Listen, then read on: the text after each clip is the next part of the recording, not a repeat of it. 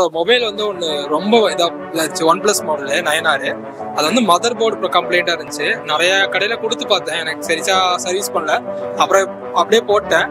வேற ஃபோன் இருந்துச்சு, அதுவுமே பார்த்தீங்கன்னா உடஞ்சிச்சனால நான் வந்து என்ன பண்ணேன்னா, அப்போது சரி இந்த ஃபோனை ஏதோ சரி பண்ண முடியுமா அப்படின்னு யோசிச்சுட்டு இருக்கும்போது இவங்க வீடியோ வந்து இன்ஸ்டாவில் பார்த்தேன். சரி பார்த்தப்போ நான் வந்து சரி கொடுத்து சர்வீஸ் பண்ணலாம் அப்படின்னு கொடுத்தப்போ அவங்க மதர் போர்டு சரி பண்ணி கொடுத்தாங்க. நல்ல ப்ரைஸ், டீசெண்டான ப்ரைஸிங் தான் பண்ணி கொடுத்தாங்க.